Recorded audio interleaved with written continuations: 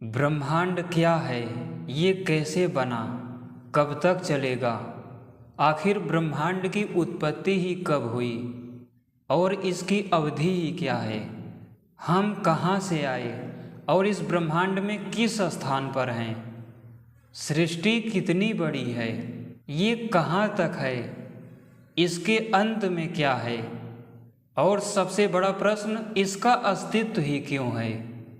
इस प्रकार के प्रश्न आप सभी के मन में सदैव से आते रहे हैं और इंसान समय समय पर हमेशा से इन सभी प्रश्नों का जवाब खोजने में लगा हुआ है।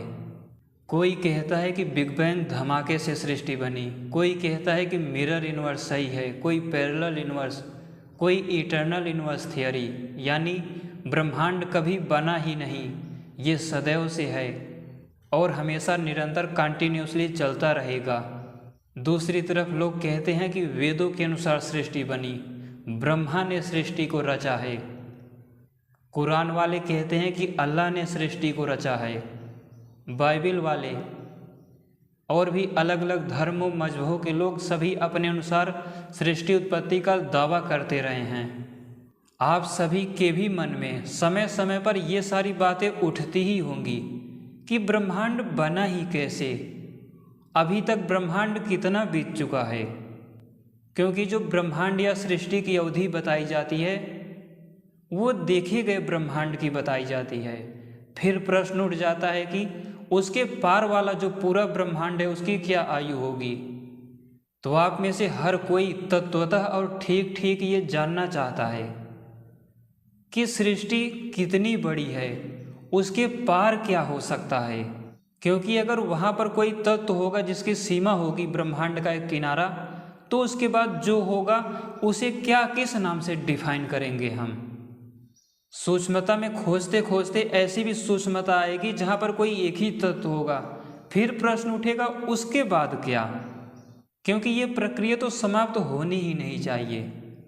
तो इन गंभीर रहस्यों पर मनन चिंतन करते हुए, अनुसंधान करते हुए आइए समझने का पूरी तरह प्रयास करते हैं कि ब्रह्मांड की प्रारंभिक अवस्था ही क्या थी, ये ब्रह्मांड अस्तित्व में क्यों आया और कब से आया। इससे भी बड़ी बात, ये सृष्टि कितना चलेगी अभी, साथ ही हम सभी कौन हैं और हमारा अस्तित्व ही क्यों है। तो आइए विस्तार से सब कुछ समझते हैं। मैं हूं अद्वैत, आप सभी देख रहे हो ब्रह्मांड विज्ञान यूट्यूब चैनल। जब कभी आप सभी रात के अंधेरे में अंतरिक्ष में टिमटिमाते हुए तारों को देखते हैं तो आप सभी के मन में ये प्रश्न जरूर उठता होगा, ये ब्रह्मांड कहाँ तक है, अंतरिक्ष में टिमटिमाते हुए तारों के दूसरी तरफ क्या है, वहाँ पर कौन रहता होगा। अगर हम सभी बेसिक शुरुआत से इसे समझने का प्रयास करें तो आप सभी जानते हो हर एक इंसान सुख खोजना चाहता है। इस सृष्टि में ऐसा कोई भी प्राणी या जीव नहीं होगा जो दुख के लिए प्रयास कर रहा हो। अगर वो कहीं बहुत अधिक संघर्ष भी कर रहा होगा तो वहाँ पर भी उस संघर्ष में, उस दुख में उसे सुख दिखाई दे रहा होगा, इसीलिए वो प्रयत्न कर रहा है। तो प्रयत्न कर्म आदि की उत्पत्ति सुख से ही हुई है। और आप सभी जानते हो किसी भी लक्ष्य का या सुख का मूल आधार शांति है। हम सभी का मन जितना अधिक शांत होता है, जब हम अपने अस्थायित्व को प्राप्त हो जाते हैं, वही मुख्य सुख माना जाता है। ठीक इसी प्रकार ये पूरी सृष्टि जो गति कर रही है, किसी न किसी फोर्स से गति कर रही है। जितने भी फोर्स हों उनके माध्यम से एक एक कण गति कर रहा है, ग्रह तारे गैलेक्सियां भाग रही हैं। लेकिन इसके बावजूद भी सब कुछ शांत हो जाना चाहता है। अगर वो फोर्स, वो बल हटा लिया जाए तो सब कुछ शांत हो जाएगा और जिस स्थिति में ये पूरी सृष्टि, समूचा ब्रह्मांड बदल जाएगा, उसे अव्यक्त कहते हैं। सृष्टि के गंभीर रहस्यों की खोज में ये बेसिक स्तर से शुरुआत है, क्योंकि आप सभी में से हर व्यक्ति ये जानता है कि ये पूरी सृष्टि जब नष्ट हो जाएगी, ग्रह तारे गैलेक्सियां कुछ नहीं रहेंगे, तो कहीं ना कहीं सब कुछ एक अदृश्य स्थिति में चला जाएगा। क्योंकि अभी आप सभी जानते हो ब्रह्मांड की सत्ता है, लेकिन जब नहीं होगा तो ये सब कुछ नहीं होगा। अर्थात उस स्वाभाविक अवस्था का नाम है अव्यक्त। सब कुछ अव्यक्त हो जाएगा। ना तो उसमें कण रहेंगे, ना तो मॉलिक्यूल रहेंगे, ना तो स्पेस रहेगा, ना तो पशु पक्षियाँ रहेंगी, ना तो मैं और आप रहेंगे, ना तो कोई ग्रह तारे रहेंगे। सब कुछ अव्यक्त हो जाएंगे, अर्थात बिखर जाएंगे, नष्ट हो जाएंगे। और उसी अवस्था का नाम है अव्यक्त, अर्थात जिसका कोई भी लक्षण ना प्रकट हो। वो एक ऐसी अवस्था होगी ब्रह्मांड से पहले। आप सभी ये बेहतर रूप से जानते हो कि जब ब्रह्मांड नहीं होगा तो उस समय की जो अवस्था होगी वो ना तो जन्म ले सकती है, ना तो वो बढ़ सकती है, ना तो वो घट सकती है, ना तो उसकी मृत्यु हो सकती है। जो चीज़ है ही नहीं, जो अव्यक्त है, उसमें ये चारों गुण नहीं पाए जाएंगे। अव्यक्त कहते ही उसे हैं, न जायते वर्धते जीर्णते व म्रियते, जो ना तो जन्म ले सकता है, जिसकी ना वृद्धि हो सकती है, ना तो वो जीर्ण हो सकता है, अथवा उसकी मृत्यु नहीं हो सकती। यही स्वाभाविक अवस्था है जो ब्रह्मांड के पहले रहती है। आप सभी में ऐसा कोई भी नहीं होगा जो इस बात से सहमत ना हो। तो जब पूरा ब्रह्मांड नहीं था, उस अवस्था का नाम है अव्यक्त, अर्थात उस समय कुछ नहीं होता। दर्शकों, क्या आप सभी जानना चाहते हो उसकी आयु क्या है? उस अव्यक्त की, उस महाप्रलय की अवस्था में उसकी आयु 10,000 कल्प की होती है। 10,000 कल्प। मैं खुद की चर्चा करूं तो 2-3 महीने में 25 वर्ष का हो जाऊंगा। इसी तरह हमारे पूर्वज लोग 100 साल 110 साल तक जीते थे। उससे भी पहले चलो तो मध्यकाल में महाराणा प्रताप को 500 साल हो गए। उनसे पहले पृथ्वीराज चौहान को 1000 साल हो गए। उससे भी पहले चले तो राजा भोज आदि को 2500-3000 साल तक हो गए। और उससे भी आगे चले तो महाभारत काल जो व्यतीत हो चुका है उसको 5000 साल हो गए। सोचिए ये लोग कहाँ गए। महाभारत से भी आगे देखें तो आप सभी जानते हो द्वापर युग 8,64,000 वर्षों का होता है, और उससे पहले त्रेता युग 12,96,000 वर्षों का, और उससे भी पहले जो सतयुग है 17,28,000 वर्षों का। लगभग एक चतुर्युगी का 40 लाख साल हो गए पहले सतयुग तक, जो कि 3.25 लाख साल और बचे हुए हैं। तो इसी चतुर्युगी की तरह 71 चतुर्युगी का एक मनवंतर होता है जो कि 30 करोड़ 67 लाख वर्ष होता है। और ऐसे ऐसे 14 मनवंतरों का ब्रह्मांड का मात्र एक दिन होता है। सृष्टि के मनस तत्व जो है उसके मात्र एक दिन तक ये पूरा ब्रह्मांड रहता है। इसको सामूहिक रूप से एक कल्प बोल दिया जाता है, यही है कल्प। लेकिन अगर समष्टि मनस तत्व की आयु देखें तो वो 100 वर्ष तक होती है। ये जिसे एक कल्प बताया गया, इसके भी 100 वर्ष तक, जिसे दूसरी भाषा में 3000 कल्प कहते हैं। मनस तत्व के हिसाब से आप सभी इसे 100 वर्ष कहिए, अन्यथा इसे 3000 कल्प कहिए। और इसी तरह ये जो समष्टि मन जिस समष्टि अहंकार से उत्पन्न होता है वो तो 5000 कल्पों का होता है। 5000 कल्प उसकी आयु होती है। और उससे भी पहले जो वो समष्टि अहंकार समष्टि महत तत्व से उत्पन्न होता है, उसकी आयु तो 7,500 कल्प होती है।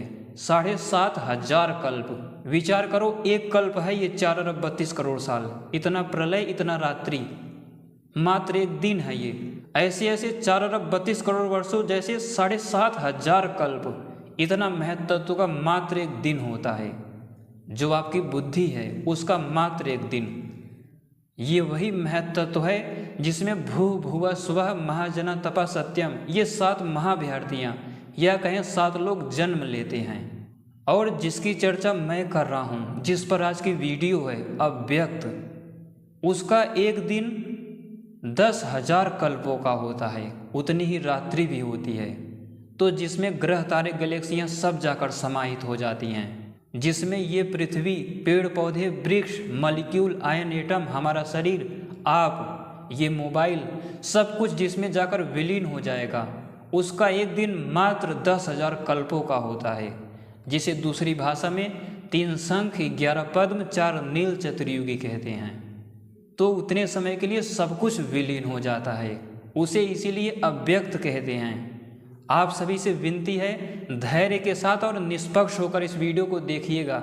मैं ऐसा बिल्कुल भी नहीं कह रहा हूँ कि उसका नाम प्रकृति है या उसका ये नाम है अव्यक्त। उसका कोई नाम नहीं है। वो एक जड़ पदार्थ है जो पूरी तरह स्वतंत्र है और स्वाभाविक है। क्योंकि स्वतंत्र रूप से, निष्पक्ष रूप से चलते हुए हमें ये खोजना है कि ये पदार्थ स्वतंत्र क्यों है। जब इससे पहले की सृष्टि कहीं ना कहीं बनी है, उसी से विकृत होकर आई है, तो ये पदार्थ भी तो कहीं ना कहीं से विकृत होकर बना होगा।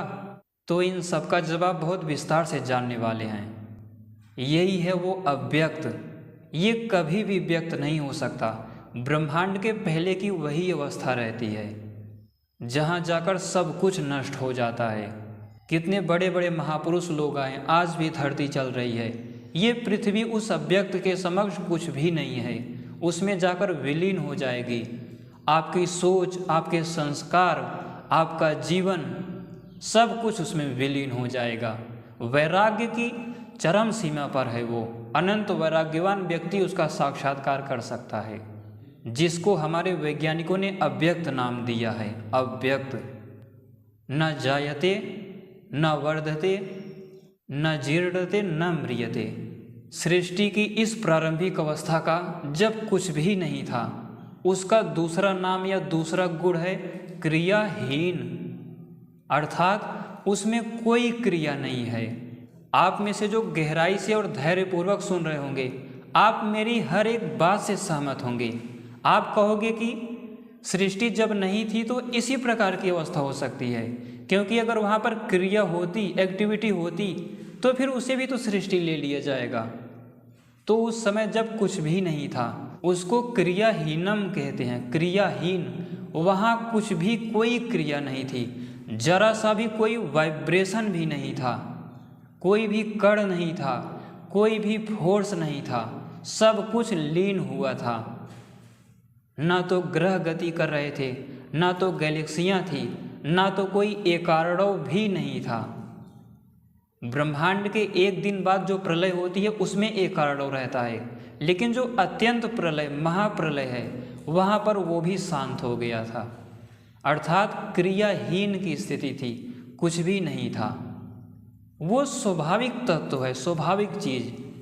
आप सभी के मन में जो प्रश्न था कि उसके बाद भी कुछ हो सकता है, अगर उसी से सब कुछ बना है तो वो भी किसी से बनी हो सकती है, लेकिन अब आप सभी को क्रियाहीन इस शब्द से इसका जवाब मिल गया होगा कि उससे पहले कुछ नहीं था। जो क्रियाहीन है, जिसमें कोई क्रिया ही नहीं है, कोई टाइम नहीं है, कोई फोर्स नहीं है, कोई बल नहीं है, कोई गति नहीं है, उससे पहले की भला क्या अवस्था हो सकती है। अर्थात वो सनातन है।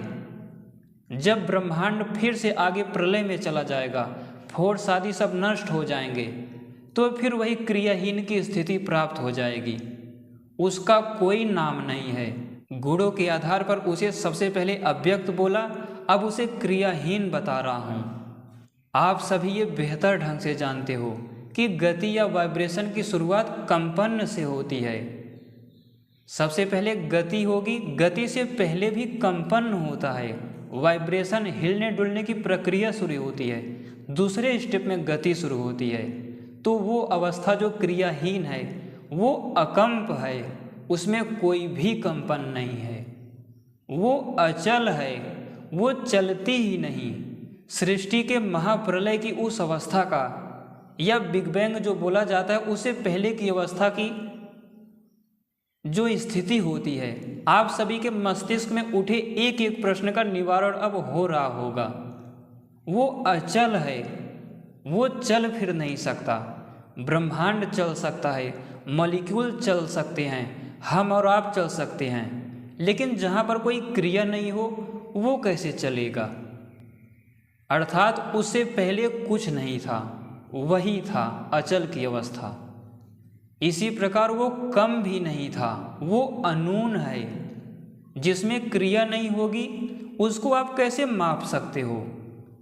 हम ये भी नहीं कह सकते कि उसकी एक लिमिट है, वो यहाँ तक है, वो वहाँ तक है। इस प्रकार की कोई व्याख्या नहीं की जा सकती। आप में से बहुत से लोग इसकी चर्चा भी करते हैं, कि कहीं ना कहीं तो उसका अंत हुआ होगा, कहीं ना कहीं एक सीमा होगी। जो लोग परमात्मा में विश्वास रखते हैं, ईश्वर तत्व में, वो कहते हैं कि ईश्वर सबसे बड़ा है, अनंत है, प्रकृति उसके सामने कहीं बूंद जैसी कहीं होगी स्थिति। लेकिन ये जो हमने प्रकृति की परिभाषा डिफाइन कर दी, बूंद जैसी स्थिति, ये भी मर्यादा में ला दिया। लेकिन वो अव्यक्त ऐसा भी नहीं है, उसका नाम प्रकृति भी नहीं है, उसका कोई नाम नहीं है। वो अनून है, जरा सा भी कम नहीं होती, चाहे ये पूरी सृष्टि बन जाए या ना बने, वो जैसी थी वैसी हमेशा रहेगी। क्यों? क्योंकि वो क्रियाहीन है, उसमें कोई क्रिया ही नहीं है। जिसमें क्रिया नहीं होगी वो कम ज़्यादा कैसे हो सकता है? जिसमें कोई क्रिया नहीं होगी आप उसका क्षेत्र कैसे बता सकते हो? जिसमें क्रिया नहीं होगी आप उसकी मोटाई, गोलाई, चौड़ाई या कोई भी किसी भी प्रकार का आकार कैसे बता सकते हो? ऐसी स्थिति में जिसमें कोई क्रिया ना हो, कोई वाइब्रेशन ना हो, उसके लिए मात्र एक शब्द का प्रयोग किया जाता है। क्या? कि वो क्रियाहीन स्थिति वाला जो तत्व है या जो अवस्था है वो सर्वत्र सब जगह है, इतना बोल सकते हैं उसके लिए बस। वो अव्यक्त, वो क्रियाहीन की अवस्था ना तो मोटी है, ना तो पतली है, ना तो काली है, ना तो नीली है, ना तो लाल है, ना तो पीली है, ना तो बड़ी है, ना तो छोटी है। क्यों? क्योंकि वो क्रियाहीन है, समय से परे है वो चीज़, समय वहाँ पर काम नहीं करता। इसीलिए ध्यान करते हुए अपने महान वैज्ञानिक लोग अपने मन और बुद्धि को उसी प्रकृति में, उसी अव्यक्त में विलीन कर देते हैं। जाके मन अनंत रूप से शांत हो जाता है, जो जानना चाहते हैं जान लेते हैं, उसके बाद अपने स्वरूप का साक्षात्कार हो जाता है और विशेष प्रतिभा का जन्म होता है। आज के एक एक जानकारी को पूरी तरह सुनने के बाद आप में से कोई नहीं कहेगा कि उस अवस्था से भी पहले तो कुछ होना चाहिए। अगर सब कुछ उसी से बना है तो उससे पहले भी तो कुछ होना चाहिए, वो भी किसी से बना होगा। ये जो महाप्रलय की अवस्था है, या फिर वो कहाँ तक है, कितना है, उस अवस्था का अस्तित्व ही कब से प्रकट रूप में आया, हम लोग कौन हैं, कहाँ से आए, हमारा लक्ष्य क्या है, सारे प्रश्नों का जवाब आप सभी को मिल जाएगा, ये मेरा वचन है। तो वो क्रियाहीन की अवस्था जो अव्यक्त है, उसमें किसी प्रकार का कोई गति नहीं है, कोई वाइब्रेशन नहीं है। उस अवस्था को आप सभी मन के द्वारा महसूस करने का प्रयास करो। वो अचल है, अनून है, जरा सी भी कम नहीं हो सकती। और क्यों कम नहीं हो सकती आप सभी अब जान गए होंगे।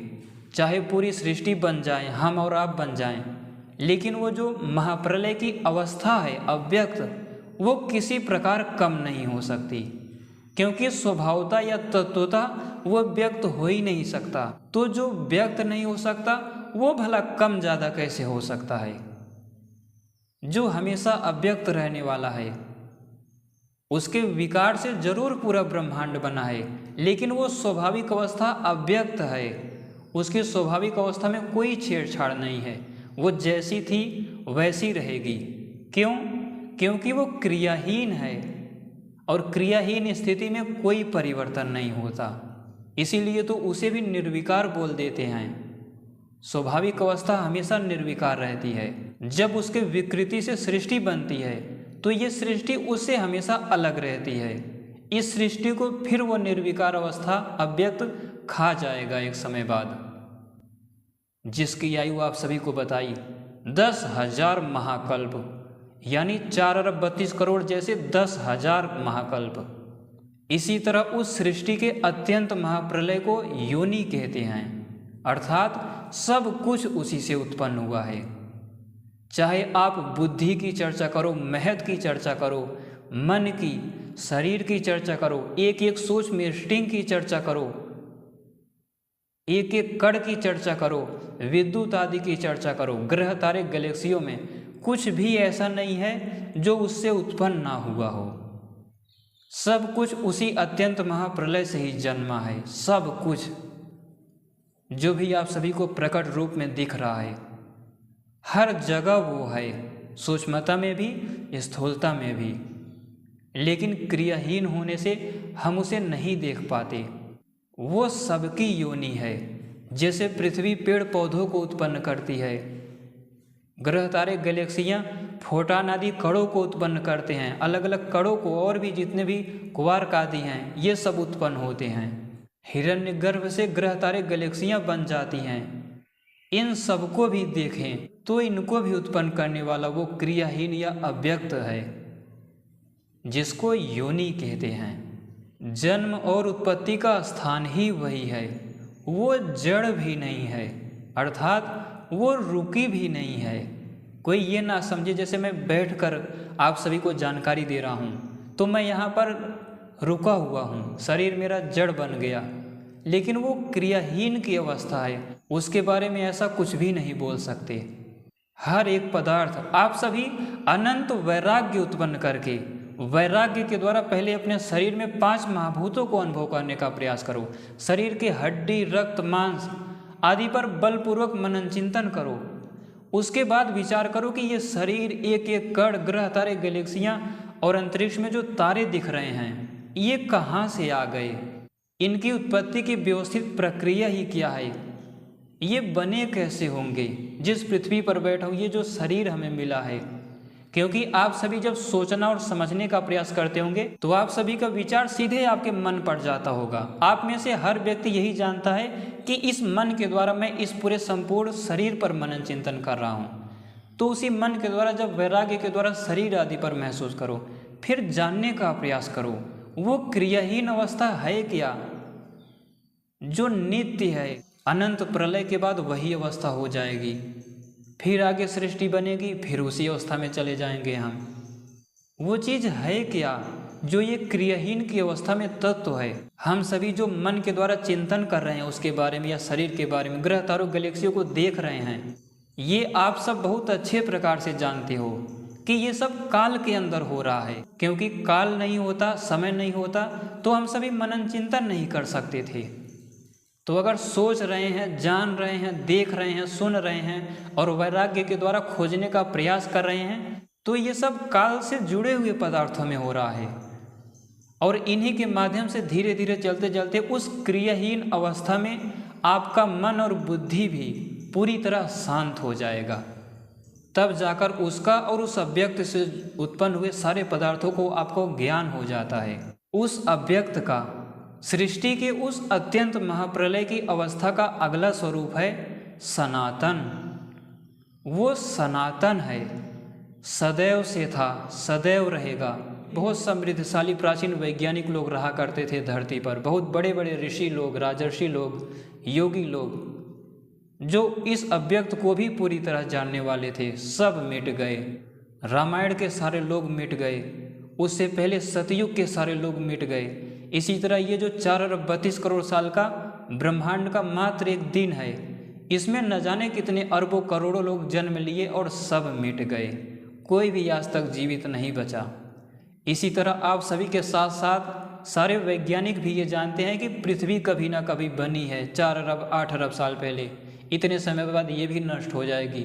सूर्य भी कभी बना है, ग्रह तारे गैलेक्सियाँ भी कभी ना कभी बनी हैं। तो ये जो 4 अरब 32 करोड़ का एक दिन है, इसी तरह ऐसे ऐसे 10,000 कल्प तक सब कुछ नष्ट होता रहेगा, बनता रहेगा। लेकिन ये जो अव्यक्त है ये सनातन है, इसका अंत कभी नहीं होगा। इसका अंत क्यों नहीं होगा, अब आप सभी को बहुत अच्छे ढंग से मालूम पड़ गया होगा। क्योंकि जो क्रियाहीन की अवस्था है, पूरी सृष्टि जहाँ पर जाकर सब कुछ जिसमें विलय हो जा रहा है, भला उसका अंत कैसे हो सकता है। इतनी बड़ी सृष्टि जिसका कोई ओर छोर नहीं दिखाई देता, आज तक इस धरती पर कोई नहीं जान पाया कि ये सृष्टि कहाँ तक है। तो ये पूरी समूची सृष्टि जिस प्रलय में चली जाएगी, क्रियाहीन की अवस्था में चली जाएगी, सब कुछ नष्ट हो जाएगा।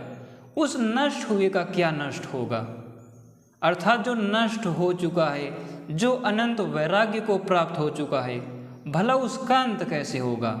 जो क्रियाहीन की अवस्था हो चुकी है, क्या क्रियाहीन की अवस्था कभी खत्म हो सकती है। आप सभी गंभीरता से इस पर विचार कीजिए। जिसमें कोई गति नहीं है, कोई वाइब्रेशन नहीं है, जो चल नहीं सकता, उसका भला अंत कैसे होगा? इसीलिए वो सनातन है। अव्यक्त की वो अवस्था अभी भी है, क्योंकि निरंतर हम सभी की मृत्यु देखी जाती है, पेड़ पौधों आदि का क्षरण देखा जाता है, ग्रह तारे गैलेक्सियों का आज भी वर्तमान समय में नष्ट होना देखा जाता है। इससे भी स्पष्ट है कि वो जो सनातन तत्व है अव्यक्त, वो अभी भी है वो अवस्था सूक्ष्मता पर, जिसमें सब कुछ जाकर विलीन हो जा रहा है आज भी। तो जो अत्यंत प्रलय की अवस्था आएगी जिसमें सब कुछ मिट जाएगा, उसका अंत कभी नहीं होगा, इसीलिए वो सनातन है। अब आप सभी को समझ में आ रहा होगा हम सब सूक्ष्म आत्माएं कौन हैं, कैसे आई, क्या उद्देश्य हो सकता है। इसी तरह उस अव्यक्त का, उस क्रियाहीन अवस्था का एक नाम और है, एक गुण और है, वो है अहेतुक, अर्थात उसका कोई कारण नहीं है। ग्रह तारे गैलेक्सियों का कारण इलेक्ट्रॉन, प्रोटॉन, न्यूट्रॉन और फोटॉन हैं। हमारे शरीर का कारण सभी अलग अलग पार्टिकल है, मॉलिक्यूल है। पृथ्वी के बनने का कारण सूक्ष्म पार्टिकल से लेकर सूक्ष्म इंस्टिंग हैं, वैदिक छंद हैं, अलग अलग सूक्ष्म प्राण हैं, और उनका भी कारण समष्टि मन है जो 3000 कल्पों तक रहता है, और समष्टि मन का भी कारण समष्टि अहंकार है जो 5000 कल्पों तक रहता है, और उसका भी कारण महत तत्व है जो 7500 कल्पों तक रहता है। लेकिन उस अव्यक्त का, जिसका एक दिन और एक रात्रि 10-10 हजार कल्पों का होता है, यानी महाप्रलय और रात्रि 3 शंख 11 पद्म 4 नील चतुर्युगी की होती है, उसका कोई कारण नहीं है, उसे किसी ने भी नहीं बनाया, वो कभी बना ही नहीं। सबसे बड़ी बात, वो कभी उत्पन्न ही नहीं हुआ। और वो क्यों नहीं बना, क्यों नहीं उत्पन्न हुआ, अब आप सभी को इसका जवाब मिल गया होगा। क्योंकि उसमें कोई क्रिया ही नहीं है, उसमें कोई गति ही नहीं है, उसमें कोई वाइब्रेशन ही नहीं है, और ऐसा पदार्थ नित्य हो सकता है, इसीलिए वो अहेतुक है, अर्थात उसे किसी ने भी नहीं बनाया, वो कभी बना ही नहीं, वो हमेशा से था, हमेशा रहेगा। हमारा शरीर, आपका शरीर, पूरी सृष्टि, सब कुछ आती जाती रहेंगी। ये सब विशेष अत्यंत वैराग्य के द्वारा साक्षात्कार किया जा सकता है। कभी धैर्यपूर्वक इस पर मनन चिंतन करना ध्यान में कि ये 4 अरब 32 करोड़ साल में कितने बड़े बड़े महापुरुष, राजर्षि, ऋषि लोग पूरी धरती पर कंट्रोल करते थे, जिनके दिव्यास्त्र कभी गूंजा करते थे इस ब्रह्मांड में। ना तो वो रहे, ना तो ये ब्रह्मांड। उसके बाद ऐसे करते करते 10,000 कल्प बीत जाएंगे, सब कुछ नष्ट हो जाएगा, लेकिन वो कभी नष्ट नहीं होगा, जो महाप्रलय की अवस्था है। इसीलिए उसे अहेतुक कहते हैं। आप में से हर एक सामान्य से सामान्य व्यक्ति भी इस पर विश्वास तुरंत कर लेगा कि जिसमें क्रिया नहीं होगी वो तो निश्चित रूप से अहेतुक है, क्योंकि जिसमें क्रिया नहीं है उसे कौन बनाएगा? क्योंकि बनाने के लिए भी क्रिया की जरूरत होती है। चाहे ये पूरी सृष्टि बनी हो, ओम रूपी वाइब्रेशन और महत तत्व जो एक दूसरे के पूरक होकर सृष्टि को बनाते हैं, यही ओम रूपी छंद समष्टि महत तत्व से भू भुवस्व महाजना तपा सत्यम आदि लोकों को या फिर महाभ्यर्थियों को उत्पन्न कर देता है, जिसमें स्व आदि से विद्युत आदि प्रकट हो जाते हैं, भू से अग्नि तत्व, ये सब अलग अलग विज्ञान के द्वारा सृष्टि में उत्पन्न होते रहते हैं। ये सब उस अव्यक्त के हेतु हैं, यानी उससे उत्पन्न हुए हैं, मैं व्याख्या कर पा रहा हूँ। लेकिन जिसमें कोई क्रिया ही नहीं है, जो चल नहीं सकता, जो अव्यक्त है, दिख नहीं सकता, भला उसका कारण क्या हो सकता है? इसीलिए उसे अहेतुक कहते हैं। इसी अव्यक्त को, जिसमें कोई क्रिया नहीं है, इसे प्रलय भी कहते हैं। एक नाम, एक गुण इसका प्रलय भी है। इसकी सत्ता मात्र से हम सभी का प्रलय हो जाएगा। अगर ये क्रियाहीन की अवस्था या अव्यक्त नहीं होता तो हम सभी का अंत कभी हो ही नहीं सकता था। इसी की सत्ता होने से जीववादी नष्ट होते हैं, अन्यथा कोई भी नष्ट नहीं होता। नष्ट होने की प्रक्रिया या जीर्ण होने की प्रक्रिया इसी प्रकृति की धरोहर है। ये जो आप सभी बुद्धिमान लोग कहते हैं कि जो जन्मा है उसका अंत होना ही है, जो जन्मा है उसकी मृत्यु भी निश्चित है। चाहे हमारा शरीर हो, चाहे पशु पक्षी हो, या फिर सूक्ष्म कण आदि ही क्यों ना हो, ये सब नष्ट हो जाएंगे। क्यों? उसी अव्यक्त की वजह से, जिसका एक गुण प्रलय है। प्रलय शब्द को ही वो पदार्थ कृतार्थ कर देता है। प्रलय शब्द की उत्पत्ति भी वहीं से होती है। ये पृथ्वी, हमारी सरकारें, सत्ताएं, प्रशासन, कृषक, खेत, जमीनें, युद्ध, वेपन, सब कुछ मिट जाएंगे। यही प्रलय नामक जो तत्व है, यही जो महाप्रलय की अवस्था है, अव्यक्त क्रियाहीन, ये सबको खा जाएगा। इस पर गंभीर अनुसंधान के बाद आज मैं आप सभी को एकदम वैज्ञानिक ढंग से सरल करके बताने का प्रयास कर रहा हूँ, जिससे हर एक प्रश्न का जवाब मिल जाए। जिन लोगों के मन में ऐसे सवाल उठते रहते हैं कि ब्रह्मांड कहाँ तक है, वो क्रियाहीन है, उसकी कोई सीमा नहीं है, इसी प्रकार प्रश्न उठते होंगे, उसकी सूक्ष्मता क्या है? आखिर जब उससे महत् तत्व उत्पन्न होता है तो फिर वो भी किसी से उत्पन्न हुआ होगा। लेकिन आप सभी को पता चल गया होगा, क्रियाहीन स्थिति कभी नहीं उत्पन्न हो सकती, वो हमेशा से है। ये किसी भी पदार्थ का या पूरी सृष्टि का स्वाभाविक गुण है, क्रियाहीन हो जाना। जो भी कण या पदार्थ या शरीर गति कर रहा है, कभी ना कभी वो मरेगा ही। इसी प्रकार प्रश्न उठे कि किसने उत्पन्न किया? किसी ने नहीं उत्पन्न किया, क्योंकि ये चीज़ स्वभाव है सृष्टि का। ये कहाँ रहता है, कोई नहीं जानता। ये किसी के आश्रित रह ही नहीं सकता, स्वतंत्र तत्व है। इसीलिए तो इसे सत और असत भी कहते हैं, अर्थात ये है भी और नहीं भी है। अब आप सभी कहेंगे कि इन सारे प्रश्नों का जवाब हमें मिल गया और आगे भी अनेक प्रश्नों के रहस्य सुलझ जाएंगे, लेकिन प्रश्न ये उठ रहा है, इसे हम जाने ही कैसे?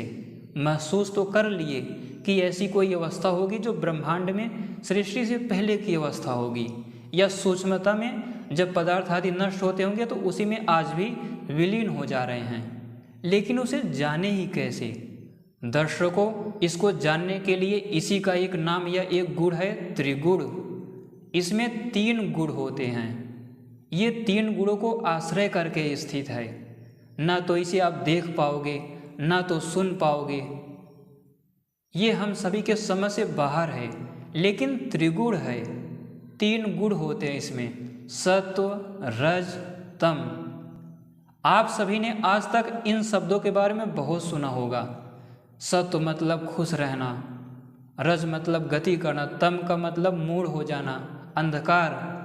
लेकिन कभी आप सभी ने इन शब्दों पर मनन चिंतन किया है? क्योंकि यही 3 गुण प्रकृति का दर्शन करा देंगे, पूरी तरह उस पर विश्वास करा देंगे, ठीक ठीक तत्व का ज्ञान प्रदान करते हैं यही 3 गुण। और तीनों में से जो सत्व है, आत्मा इन्हीं को आधार बनाकर तो बुद्धि को ही सत्व कह देते हैं, उसी को आधार बनाकर मुक्त हो जाता है। तो आप सभी इन शब्दों पर सत्व, रज, तम, ये 3 गुण हैं, 3 क्रियाएं भी यही हैं। सत्व अर्थात प्रसन्नता, चाहे हमारे शरीर में प्रसन्नता, शरीर में देखने के लिए आप सभी अच्छे से जानते हो कि प्रसन्नता क्या होती है और गति क्या होती है। चाहे आपके शरीर के पार्टिकल आदि गति कर रहे हो या आप लोग दौड़ रहे हो, चल रहे हो, ये आप लोग जानते हो, रजह, रज। और तीसरा तम, मोह, यानी गति ना करना। ना तो आपके मन में प्रसन्नता है, ना तो आप चल फिर रहे हो, आप ऐसे बेमन के निराश होकर बैठे हो। तो इन 3 अवस्थाओं के हिसाब से पूरी सृष्टि पर इसे लागू करो। सृष्टि में सूर्य हमेशा प्रसन्न है, सूर्य कभी दुखी नहीं होता। यही है योग का उच्चतम विज्ञान। सृष्टि का एक एक पदार्थ इस सत्व गुण से युक्त है, ये प्रकृति से सीधे उत्पन्न हुआ है ये तीनों गुण। तो ग्रह, तारे, गैलेक्सियाँ जो रात को टिमटिमाते हुए दिखते हैं, ये जो अंतरिक्ष खाली स्थान है, ये जो पेड़ के एक एक पत्ते हैं, सूर्य की आ रही एक एक किरणें, एक एक फोटान कण हैं, सब सत्व में स्थित हैं, किसी को कोई दुख नहीं है। लेकिन इन्हीं के अंदर ये तो सत्व गुण हो गया। और जितना भी प्रकाश आदि, प्रसन्नता से ही प्रकाश की उत्पत्ति होती है।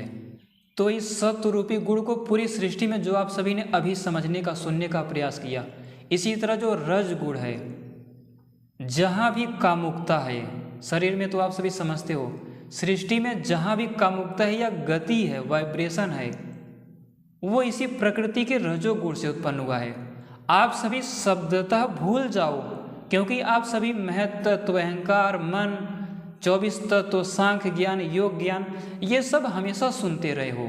लेकिन अब अपने सामर्थ्य से इस पर विचार करो और थोड़ा वैराग्य की दृष्टि से समझने का प्रयास करो, क्योंकि जिस अव्यक्त या क्रियाहीन स्थिति की चर्चा की, उसको ज्ञान कराने के यही 3 गुण होते हैं। इन्हीं 3 गुणों के माध्यम से जानोगे। और ये जो सत्व, रज, तम आप हमेशा सुनते आ रहे हो, वो जानकारी थोड़ी देर के लिए भूल जाइए।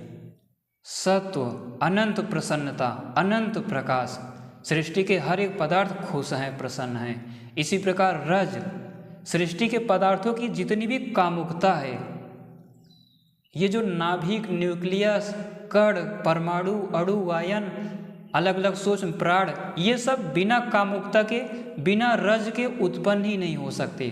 सब में प्रकृति का यही रजोगुण घूम रहा है। ये कोई पदार्थ नहीं है, वो एक गुण है। जैसे चीनी और मीठापन, चीनी के खत्म होते ही मीठापन समाप्त हो जाता है। हम नहीं कह सकते कि चीनी ही मीठापन है, दोनों अलग अलग चीज़ है। लेकिन चीनी नष्ट हो जाती है, प्रकृति नष्ट नहीं होती।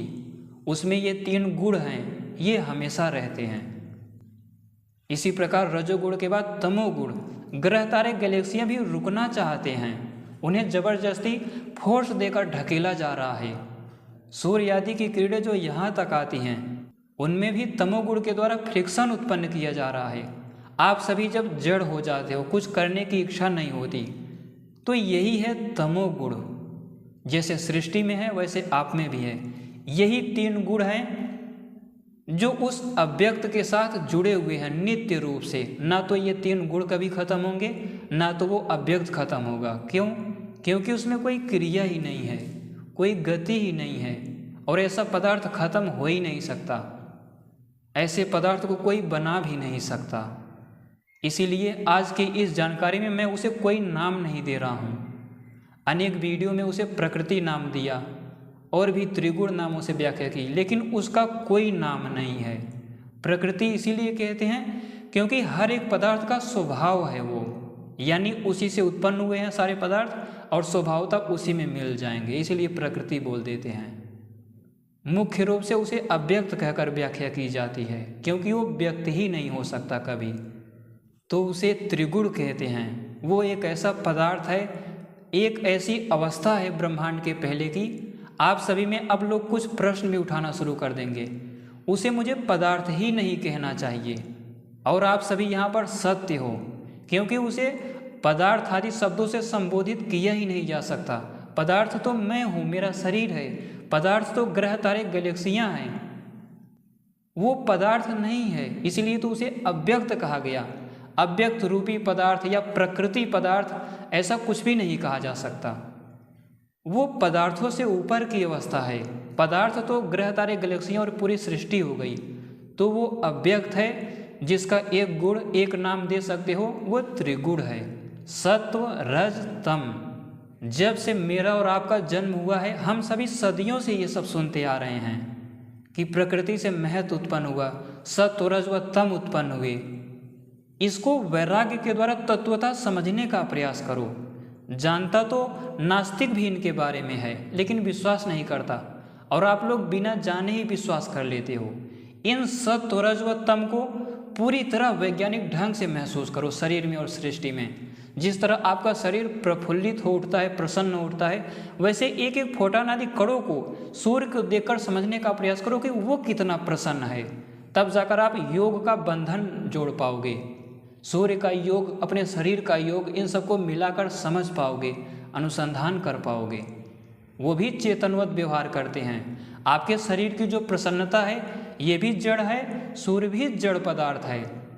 लेकिन हम लोग क्या करते हैं, हम सूर्य को समझ लेते हैं कि वो जड़ है, और अपने शरीर को चेतन समझते हैं कि मेरी प्रसन्नता एक फोटॉन कण या सूर्य की प्रसन्नता कैसे हो सकती है। किसी न्यूक्लियस या नाभिक इलेक्ट्रॉन की, सोम तत्व की, इंद्र तत्व की प्रसन्नता कैसे हो सकती है? ये शरीर उन्हीं से बना है। इस भ्रम को तोड़कर अच्छे से मन को पवित्र करके वैराग्य आदि के द्वारा, विशेष सामर्थ्य के द्वारा इन सबको समझने का प्रयास कीजिए। इसीलिए उसे त्रिगुण कहते हैं। एकमात्र ये ऐसा शब्द है जिसके द्वारा तत्वता ज्ञान प्राप्त करके उस प्रकृति को, उस अव्यक्त को, क्रियाहीन की उस अवस्था को समझा जा सकता है। उस अव्यक्त का, क्रियाहीन की उस अवस्था का जो अगला गुण है वो है अग्राह्य। अग्राह्य अर्थात उसे किसी भी प्रकार नहीं पकड़ा जा सकता। आज की इस जानकारी में मैं आप सभी को बिल्कुल नहीं बताऊंगा कि प्राचीन वैज्ञानिक वायु तत्व को डिटेक्ट करके विमान, दिव्यास्त्र, अंतरिक्षयान आदि बना दिया करते थे, बल्कि आज अग्राह्य की दूसरी तरफ व्याख्या करेंगे। आपकी बुद्धि जो है मेरे द्वारा बोले गए एक एक शब्दों को ग्राह्य कर रही है, पकड़ रही है। आप समझ सोचकर मन के द्वारा संकल्प विकल्प करके बुद्धि के द्वारा निश्चय कर ले रहे हो और आत्मा को उसका ज्ञान हो जा रहा है। यानी आप शब्दों को पकड़ सकते हो, आप मोबाइल को पकड़ सकते हो, आप किसी भी चीज़ को पकड़ सकते हो। इसी प्रकार जो जितना सूक्ष्म होता है उससे स्थूल चीज़ें उसको पकड़ने का आधार होती हैं। घोड़े को लगाम के द्वारा पकड़ सकते हो, सूक्ष्म परमाणुओं को अणु और आयनों के द्वारा पकड़ सकते हो, उनको भी अलग अलग सूक्ष्म कणों के द्वारा पकड़ सकते हो, और सूक्ष्म कणों को वायु तत्व के द्वारा, सोम तत्व के द्वारा, इंद्र तत्व के द्वारा, अग्नि तत्व के द्वारा, यम तत्व के द्वारा, इन सब के द्वारा पकड़ सकते हो सूक्ष्म कणों को, क्वार्क आदि को, और विद्युत आदि को भी मन के द्वारा पकड़ सकते हो। आपकी जो सूक्ष्म इंद्रियां हैं ये भी विद्युत आदि के स्तर की हैं। इन सभी को मन के द्वारा पकड़ सकते हैं, ग्राह्य कर सकते हैं, और मन को बुद्धि व अहंकार के द्वारा पकड़ सकते हैं, और बुद्धि को भी आत्मा के द्वारा पकड़ सकते हो, और पकड़कर मेरी बातों को सुन भी रहे हो। लेकिन जो अव्यक्त है, क्रियाहीन, वो अग्राह्य है। क्यों अग्राह्य है, क्यों नहीं पकड़ा जा सकता? क्योंकि वो क्रियाहीन है। जिसमें गति नहीं है उसे हाथों से कैसे पकड़ोगे? जिसमें गति नहीं है उसे बुद्धि से कैसे पकड़ोगे? क्योंकि निश्चय आदि गुण भी तो काल की वजह से हो रहे हैं। ये जो स्वलोक से यानी स्व महाभ्यर्थियों से इंद्र आदि तत्व प्रकट हो जाता है अहंकार तत्व के स्तर पर, उनको भी बुद्धि आदि मन के द्वारा भी कंट्रोल किया जा सकता है, ग्राह्य किया जा सकता है, लेकिन क्रियाहीन अवस्था को कभी नहीं पकड़ा जा सकता। वो अग्राह्य है, उसे केवल जाना जा सकता है। तीव्र मस्तिष्क, तीव्र बुद्धि जब शरीर आदि पर वैराग्य के द्वारा 5 महाभूतों पर कंट्रोल करेगा, बुद्धि मन पर वश करेगा और बुद्धि पर आत्मा वश कर लेगा, तब जाके आत्मा बुद्धि आदि को भी, सत्व गुण को भी विलीन करके उसका ज्ञान प्राप्त कर सकता है।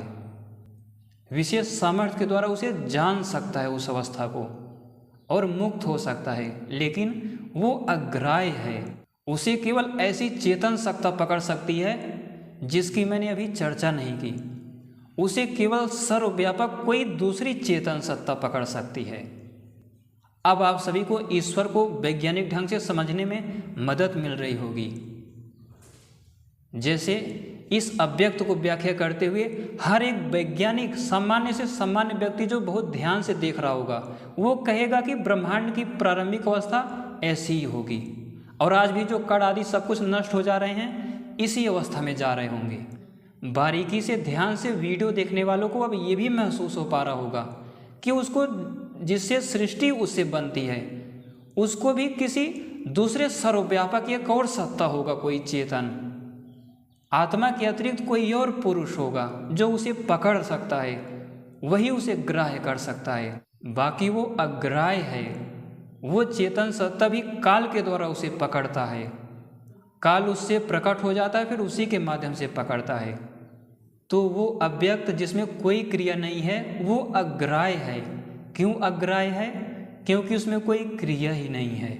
आप सभी से विनती है, आप सभी ये मत समझ लीजिएगा कि गाड़ी रुकी है तो टाइम उसके लिए 0 है, पंखा नहीं चल रहा है तो इसका मतलब समय उसके लिए 0 है, काल रुका हुआ है। उसके अंदर जो सूक्ष्म कण आदि वाइब्रेट कर रहे हैं, अलग अलग जो सूक्ष्म प्राण व छंद वाइब्रेशन कर रहे हैं, वो तो नहीं रुके हैं। तो जब वो भी रुक जाएंगे, मन आदि सब कुछ शांत हो जाएगा, बुद्धि भी अत्यंत निश्चय करके सत्य को छोड़ देगी। उस अवस्था में तब जाकर आप शांत हो जाओगे। जो अग्राह्य है, कोई क्रिया नहीं है। सीधे सीधे कहूँ तो इसीलिए वो अग्राह्य है, क्योंकि वो बुद्धि से भी पर है, वो सबसे पर है।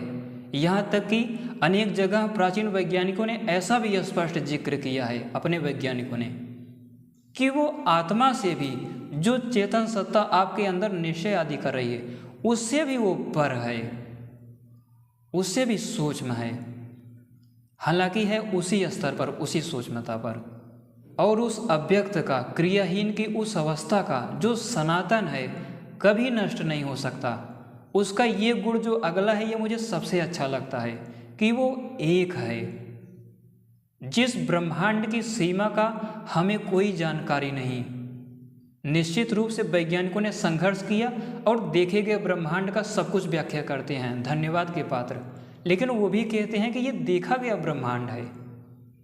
तो जो न देखा गया ब्रह्मांड है, जिसके बारे में हम कुछ नहीं जानते, ये पूरा ब्रह्मांड, पृथ्वी को ही आकलन कर लो कितनी बड़ी है ये, और पृथ्वी की तुलना में ये जो 6-7 ग्रह हैं सौरमंडल में, ये कितने बड़े हैं, और उनकी तुलना में हमारा सूर्य कितना बड़ा है। सूर्य की तुलना में भी अंतरिक्ष में टिमटिमाते हुए तारे कितने तो लाखों गुना बड़े हैं। और कहा जाता है कि जिसे ब्लैक होल तो नहीं है, वो भी एक तारा है, वो उन लाखों गुना बड़े तारों से भी लाखों गुना बड़ा है, पूरी गैलेक्सी को होल्ड किए हुए है अपने ग्रेविटी आदि के द्वारा। सोचो, ये सब मिला दो तो सब कुछ एक हो जाएगा, सब कुछ एक। ऐसे ही नहीं, वैज्ञानिक कहते हैं कि बिग बैंग सिंगुलरिटी में सब कुछ समा जाएगा। पहले तो वो कहते थे कि एक बिंदु में चला जाएगा, अब कहते हैं कि वो बिंदु सब जगह सर्वत्र है, अर्थात धीरे धीरे वो भी इसी अव्यक्त तक ही आ रहे हैं, जिसकी चर्चा मैं कर रहा हूँ। और शायद वीडियो देखकर इसमें भी सुधार कर लेंगे, क्योंकि ये एक है, इसी में सब कुछ चला जाएगा, सब जगह सर्वत्र है। सोचो, कभी आप सभी वैराग्य आदि के द्वारा इस सब पर विचार किया करो। इतने बड़े बड़े तारे, ग्रह, तारे, गैलेक्सियाँ, सब कुछ एक होने का क्या मतलब है? कभी सब कुछ को एक कर पाओगे? वो जीर्ण होकर, पुरानी होकर, नष्ट होकर ही एक हो सकती हैं। पदार्थ को कंडेंस करना अलग बात है, और एक का ये भी मतलब नहीं है कि वो एक जगह सबको चलाएगा। वो एक जो है वो सब जगह सर्वत्र एक रस है। जिस प्रकार ब्रह्मांड के एक दिन 4 अरब 32 करोड़ साल बाद ब्रह्मांड एक कारणों में बदल जाता है, उसी प्रकार ये अव्यक्त एक रस है, एक है और अणु है, अर्थात ये अत्यंत सूक्ष्म है, जिस सूक्ष्मता की कल्पना भी सामान्य व्यक्ति के द्वारा नहीं की जा सकती, इतना सूक्ष्म है। सूक्ष्मता की जानकारी अगर इस अव्यक्त की, प्रकृति की, इस क्रियाहीन या सनातन अवस्था की, जो सृष्टि के अत्यंत महाप्रलय में रहता है, इसके सूक्ष्मता की जानकारी अगर आप सभी को चाहिए तो देखो कि सूर्य से भी लाखों गुना बड़े तारे हैं। सूर्य से भी लाखों गुना का मतलब आप सभी समझ पा रहे होंगे कितने बड़े होंगे वो। और सूर्य को ही देख लो कितना बड़ा है, उसके चक्कर लगाने में, घूमने में कई कई वर्ष निकल जाएंगे। इसी प्रकार पृथ्वी को देख लो और उसके बाद सीधे अपने शरीर पर आ जाओ। शरीर में भी परमाणु को देखो, परमाणु में भी अणु को देखो, उसमें भी इलेक्ट्रॉन, प्रोटॉन, फोटॉन, इन सूक्ष्म कणों की सूक्ष्मता की कल्पना करो। आपको लग रहा होगा अब हम प्रकृति के नज़दीक हैं। ये जो अलग अलग लाखों गुना बड़े तारों से एक पार्टिकल तक चर्चा की है, ये अभी आधी भी दूरी नहीं है, इससे अनंत गुना सूक्ष्म है। तो ये मत समझना कि पार्टिकल तक आ गए, प्रकृति तक पहुंच जाएंगे 4-6 स्टेप में, इतना सूक्ष्म नहीं है वो। उससे भी वायु तत्व, जिससे सघन होकर सारे कण आदि बनते हैं, वायु तत्व और सूक्ष्म कणों में जमीन आसमान का फर्क है, कोई सामान्य सूक्ष्मता का अंतर नहीं है। जानते हो ना, पूरे शरीर को अगर सिकोड़ दिया जाए तो एक बहुत छोटा मटर का दाना बन जाएगा आपका शरीर, यानी सब खाली है। वो जो वैक्यूम एनर्जी है उसमें एक आपका पूरा शरीर सूक्ष्म सुई की नोक पर जाकर बैठ जाएगा अगर सभी मैटर को कंडेंस कर दिया जाए। तो सोचो वायु तत्व और सूक्ष्म कणों के बीच कितना फासला है। इसी तरह वायु तत्व स्पेस, उससे भी सूक्ष्म जो मनस तत्व है उसके सूक्ष्मता की दूरी इन महाभूतों के हिसाब से तो मापी ही नहीं जा सकती, क्योंकि उसे सुन भी नहीं पाओगे। यहाँ पर तो आपने सोच विचार लिया, जान लिया, देख लिया, महसूस कर लिया। वहाँ पर केवल जानकारी काम आती है, ना तो देखा जा सकता है, ना तो सुना जा सकता है, मन के स्तर पर ना चखा जा सकता है, ना रस का अनुभव कर पाओगे, ना स्पर्श करके जान पाओगे। तो जैसे जैसे मैं सूक्ष्मता में चलता जा रहा हूँ, ये जो आप सभी को लगा कि पृथ्वी जैसे, तो ऐसे कई कई करोड़ों अरबों ग्रह जाकर उसमें फिट हो जाएंगे। ये कुछ नहीं है जिस सूक्ष्मता की चर्चा कर रहा हूँ। इसी तरह मन और महत में भी समष्टि मन, समष्टि अहंकार, समष्टि महत तत्व, जिसको बताया 7,500 कल्प, उसकी भी सूक्ष्मता अव्यक्त के आगे कुछ नहीं है, इतना सूक्ष्म है। बड़े बड़े योगी खो जाते थे इसी में, समझ में ही नहीं आता था। ये अत्यंत सूक्ष्म है, कोई माप नहीं है। स्टिंग की कितनी भी कल्पना कर लो, वैज्ञानिक तो पार्टिकल से सूक्ष्म जिस क्वार्क आदि के बाद स्टिंग की कल्पना करता है, वहीं पर वो भटक गया है। वहाँ से मैथमेटिक्स काम ही नहीं करती, क्योंकि ये कण में कितने स्टिंग हो सकते हैं, उन स्टिंग की सूक्ष्मता क्या है, कोई नहीं जानता। थोड़ी बहुत व्याख्या हो सकती है। अब यहाँ पर स्टिंग भी काम नहीं आएगा, स्टिंग थियरी भी फेल हो जाएगी। आप लोग सोचते होंगे मैथमेटिक्स तो बन गया है, लेकिन ऐसी कोई मैथमेटिक्स नहीं बनी है कि न्यूटनों के अंदर स्टिंग की ठीक ठीक परिभाषा बता दे कि कितनी स्टिंग है। कभी बताई भी नहीं जा सकती, क्योंकि सूक्ष्म स्टिंग की ये लोग एक ही हाइट, एक ही सूक्ष्मता सब कुछ मानते हैं। कहते हैं कि हाइट ब्रेथ आदि होता ही नहीं। कभी मान भी लेंगे तो स्टिंग के भी सहस्रों प्रकार हैं। पीछे की जानकारियों में आप सभी मुझसे सुन चुके हो। तो सोचो, स्टिंग आदि से सूक्ष्म मन, उससे सूक्ष्म बुद्धि, बुद्धि से भी सूक्ष्म अनंतों गुना है उसकी सूक्ष्मता। तो वो एक है, क्रियाहीन है, कोई गति नहीं, वो चल फिर नहीं सकता, वो अहेतुक है, क्योंकि उसे किसी ने बनाया ही नहीं। जो स्वाभाविक अवस्था होगी उसे कैसे बनाओगे। और इन सब से भी बढ़कर वो अणु है, अत्यंत सूक्ष्म। आप सभी ने एक शब्द पर ध्यान दिया होगा, चाहे मैं सृष्टि की महाप्रलय की बात करूं या अणु या सूक्ष्मता की बात करूं। एक तो अणु यायन, ये बहुत स्थूल चीज़ें हो गई, लेकिन जो प्रकृति को अणु कहा जा रहा है वो सबसे सूक्ष्म है। तो ये जो दो शब्दों का प्रयोग किया, इनके साथ मैंने अत्यंत लगाया। सृष्टि की अत्यंत महाप्रलय अवस्था, अत्यंत अणु, अत्यंत सूक्ष्म। ऐसा इसीलिए क्योंकि वो अद्भुत है अपने आप में। ऋषियों का पूरा जीवन निकल जाता था उसी पर मनन चिंतन करने में, खोज करने में, क्योंकि जिसे एक्सपेरिमेंट के द्वारा, प्रयोग के द्वारा, ऑब्जर्वेशन आदि के द्वारा, और सबसे बड़ी बात मैथमेटिक्स भी वहाँ काम नहीं करती।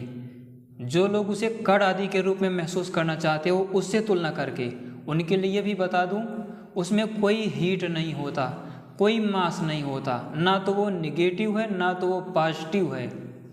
हम नहीं कह सकते कि उसमें निगेटिव टेम्परेचर, अनंत तापमान निगेटिव रूप में भरा है, नहीं। जिसमें क्रिया ही नहीं है उसमें कौन सा तापमान होगा। वो सृष्टि की विशेष अवस्था है जो सनातन है, सदैव से है। उस प्रकृति का जो सबसे मुख्य गुण अब बताने जा रहा हूँ, ये अंतिम भी है। तो ये है व्यापी। वो सर्वत्र सब जगह व्याप्त है। व्यापी मतलब आप सभी विचार करो, देखा गया ब्रह्मांड, उससे भी पहाड़ चले जाओ। अगर ऐसी एक धारणा भी दें कि जहाँ ग्रह तारे गैलेक्सियाँ समाप्त हो जाएंगी, वहाँ परमाणुओं का समुद्र होगा, एटम आयनों का, उससे सूक्ष्म अलग अलग पार्टिकल आगे मिलते चले जाएंगे। जहाँ पर पार्टिकल आदि होंगे वहाँ एटम आयन नहीं मिलेंगे। उससे भी आगे चले जाओ तो वायु तत्व का समुद्र मिलेगा। उससे भी आगे आकाश, उससे सूक्ष्म समष्टि मन, फिर समष्टि अहंकार, और अंत में समष्टि महत तत्व का भी मिलेगा। तो यहाँ पर ये प्रश्न तो बन ही सकता है, जहाँ पर समष्टि अहंकार खत्म हो जाएगा वहाँ पर प्रकृति शुरू हो जाएगी। वैसे सूक्ष्मता में भी इस तरह देखो ना तो सूक्ष्मता में भी प्रकृति समष्टि मन के और भी सूक्ष्मता पर है, लेकिन अगर व्यापकता की दृष्टि से, इसीलिए इसे मैंने अगला गुण अंतिम गुण रखा, व्यापी सब जगह सर्वत्र है। तो प्रश्न उठेगा कि महत् तत्व के बाद जो प्रकृति है, कहीं ऐसा तो नहीं ईश्वर जहाँ तक होगा उसे पहले वो कहीं खत्म हो जाएगी। इन सब पर प्रश्न उठाओ, मुझसे भी आगे निकलने का प्रयास करो। तो जैसे बताया कि महत् तत्व वो सबकी योनि है, तो महत् तत्व भी सबसे पहले उसी से प्रकट हुआ काल आदि के माध्यम से। तो वो कहाँ तक होगी?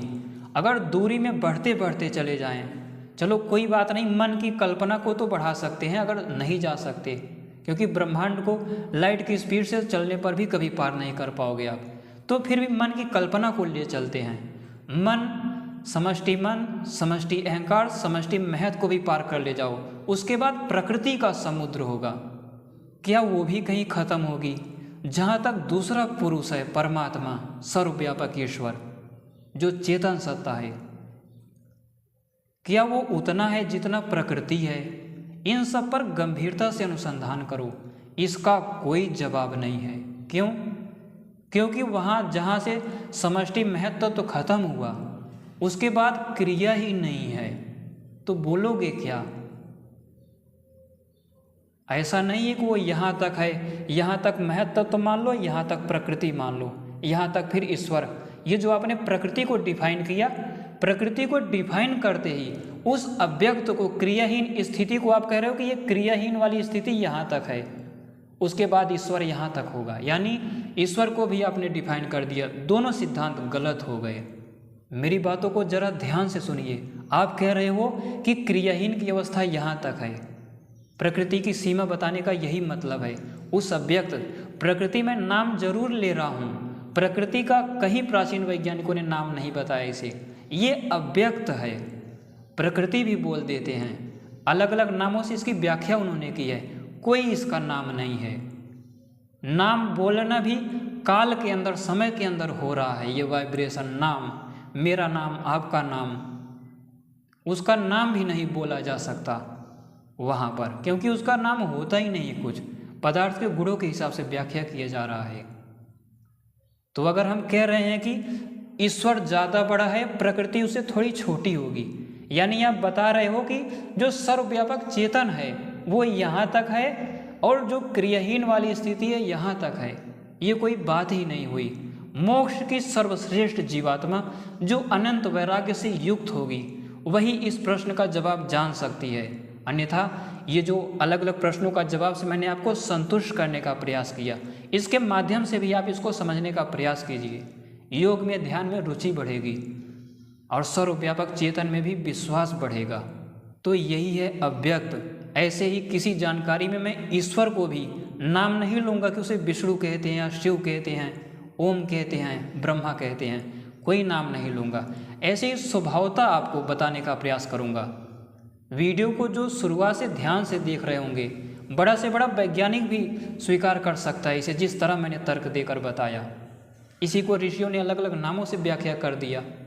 तो ये जो सृष्टि की अत्यंत प्रलय की अवस्था है, अव्यक्त, वो सनातन है, वो कभी नहीं बनी, उसका अंत कभी नहीं होगा, हम सब उसी में विलीन हो जाएंगे। वो क्रियाहीन है, समय आदि की उत्पत्ति उसके बाद शुरू होती है, उस स्तर पर समय की भी कल्पना नहीं कर सकते। वो अग्राह्य है, उसे पकड़ा भी नहीं जा सकता।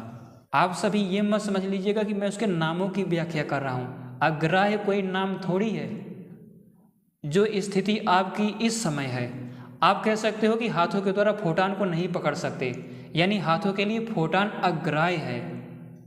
इसी तरह दूसरे जहाँ तक ना पहुँच सको वो आपके लिए अग्राह्य है। लेकिन जो महाप्रलय की अवस्था है, अत्यंत महाप्रलय, वो सबके लिए अग्राह्य है। सर्वकाल में ये चीज़ लागू होगी। काल आदि वहाँ होते ही नहीं। वो अहेतुक है, उसका कोई कारण नहीं है। वो योनि है, अर्थात उसी से सब कुछ बना हुआ है। कोई भी एक तत्व आप सभी नहीं ला सकते जो बोल दो कि उससे ना बना हो। कोई पदार्थ ऐसा जन्मा ही नहीं आज तक जो उससे ना उत्पन्न हुआ हो, और उसे पदार्थ भी नहीं कह सकते, क्योंकि सृष्टि की ये गति कर रहे वैक्यूम एनर्जी, डार्क एनर्जी, कण आदि ये सब पदार्थ हो सकते हैं। इसकी तुलना में वो पदार्थ नहीं है, लेकिन है, क्योंकि प्रलय तो होना ही है। आज भी सूक्ष्मता में कण आदि जो नष्ट होकर उसी महाप्रलय में या प्रलय में विलीन हो जा रहे हैं, इसी प्रकार ये सृष्टि नष्ट होकर उसी में चली जाएगी। आप सभी ये मत समझिएगा कि उसको मैंने पूरी तरह जान लिया। जितना जितना जानते जाओगे उतना उतना सामर्थ्य बढ़ता जाएगा। तो हमारी तरह आप लोग भी उस पर अनुसंधान करो, जानने समझने का प्रयास करो। उम्मीद करता हूँ ब्रह्मांड की प्रारंभिक अवस्था, सृष्टि की ये महाप्रलय की अवस्था वाली वीडियो आप सभी को अच्छी लगी होगी। जानकारी को पूरा सुनने के लिए धन्यवाद।